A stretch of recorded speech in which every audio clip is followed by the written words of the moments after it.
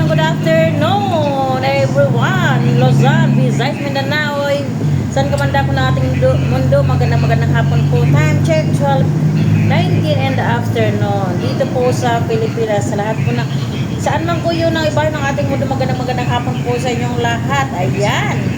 Tuloy-tuloy pa rin po ang ating biyahe papuntang Cavite City. Mula po ako talaga actually, galing po kami sa Las Piñas, sa Pilar Village, Sayang.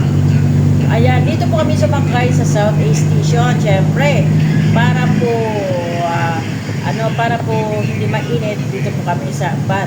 Ayan.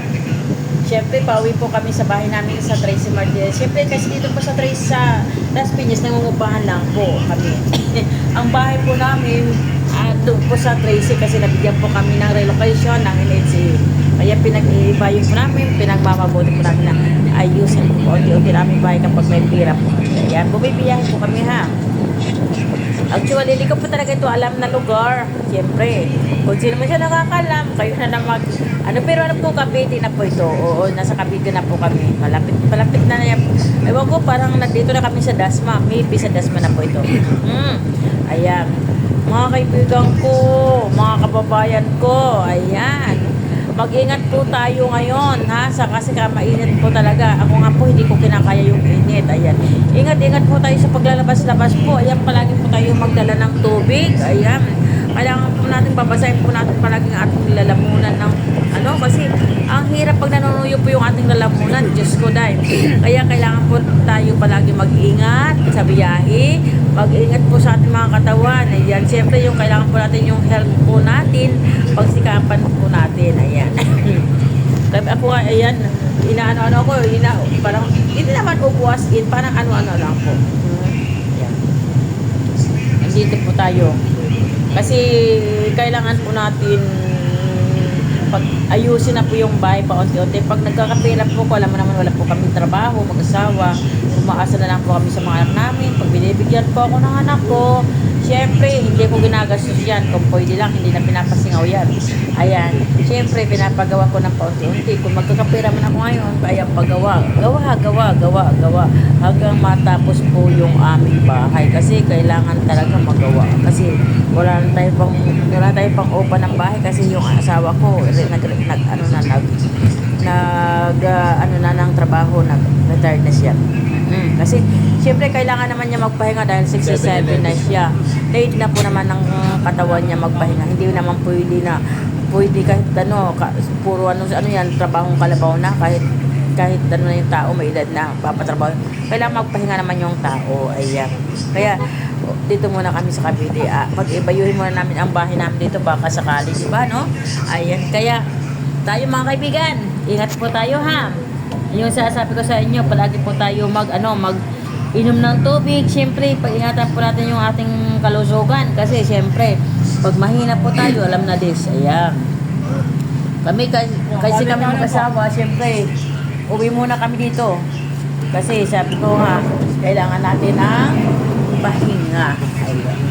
Ipapagawa namin konti-unti. May konting pera na ibigay ng anak ko. Yun, ipapagawa muna natin yan. Para kahit pa paano, ayan, tayo. Kaya ganun. Ayan. Thank you so much everyone. Salamat po sa inyo lahat. Sa lahat po nagmamahal po sa aking mga video. Thank you po sa lahat po nanonood po ng aking mga video. Thank you so much po. Salamat po. Ayan. Thank you. Ayan. Mag-ingat po tayo, ha? Mag-ingat. Palagi po tayo mag-iingat sa ating mga sarili. At saka siyempre, kailangan po natin yan, kailangan po natin mag-ingat po natin yung sarili kasi ang hirap po, mainit. Kita-init ngayon. Mahirap po matuyuan po tayo ng ating, ma-dehydrate po tayo. Kaya kailangan inom-inom din pa tayo ng tubig. Ayan. Ganun talaga ang kailangan natin. Inom-inom din pag may time kasi kailangan natin. Diba? Ayan, mga kaibigan. God bless everyone. Salamat po. Ayan, thank you so much sa lahat mo na nagmamahal sa akin. Sa lahat mo na nagmamahal sa lahat mo na nanonood po ng aking mga videos dito sa YouTube. Thank you so much sa lahat mo na nandito po. Ayan, thank you po. Salamat po sa inyo. Salamat po sa pagmamahal nyo. Thank you. Salamat po. Ayan, God bless. God bless always. Salamat po. Ayan, thank you. mapagpalang araw sa inyong lahat. Thank you. Sana po palagi po tayo nasa mabuting kalagayan. Sana po ipagpatuloy lang po natin ang ating mga ginagawa pang araw-araw. Ayan. Huwag po natin hayaan na lupigin tayo ng mga kasamaan. Kaya kailangan ay ingat palagi. Ayan. Salamat po sa inyo. Salamat sa mga nagmamahal sa atin. Thank you so much sa lahat. Salamat po. Ayan. God bless everyone. Thank you. Ayan, Ma'am Kipi, Ma'am Banji, salamat po sa inyo. Thank you.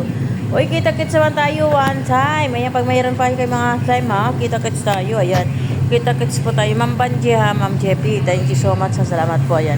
Sige lang, good luck lang. Dyan lang po kayo. Dito lang po ako. Thank you, ha. Thank you. Ayan. Someday, magkikita din tayo. Ayan. Hindi ngayon, bukas, isang araw. Salamat. Ayan. Malay mo, isang araw, magkita-kita tuloy-tuloy na pagkikita natin. Di ba, no? Mga busy siguro tayo. Busy ka, busy ako, busy si Ma'am Banji. Ayan, ganun talaga buhay. Siyempre, kailangan natin magkaroon tayo ng time. Ayan. Isang araw, malay mo. Hindi ka busy, hindi ako busy, hindi busy si Ma'am Banji. Ayan. Ingat lang po tayo palagi. Ganyan lang. Kasi pag hindi tayo sikap, ganun talaga.